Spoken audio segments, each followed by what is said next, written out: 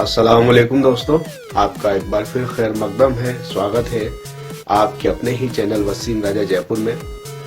दोस्तों, आज का जो हमारा नुस्खा है वो बड़ा ही सादा सा और आसान सा नुस्खा है। वो है खांसी के मुतालिक।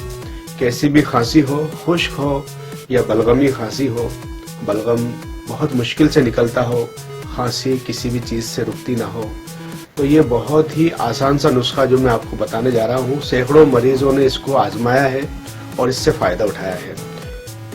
आप जब इसको इस्तेमाल करेंगे तो आप देखेंगे कि वाकई में ये नुस्खा अपने आप में एक अक्सीर है, लाजवाब है।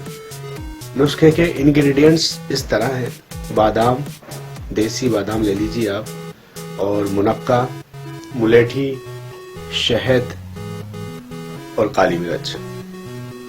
मुनक्का और बादाम को आप 1 कप पानी में भिगो के रखें, कम से कम 4-5 घंटे।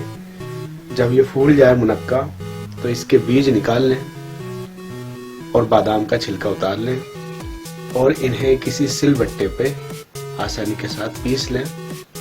फिर इसमें मुलेठी का पाउडर और काली मिर्च मिला दें।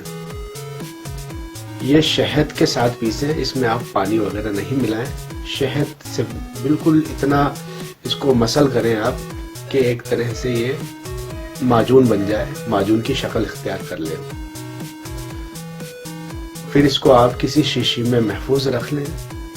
इसका लेने का तरीका इस तरह है: सुबह, दोपहर, शाम। आप 3 मरतबा भी ले सकते हैं इसको, 5 मरतबा भी ले सकते हैं। आधे से 1 चम्मच आपको लेना है।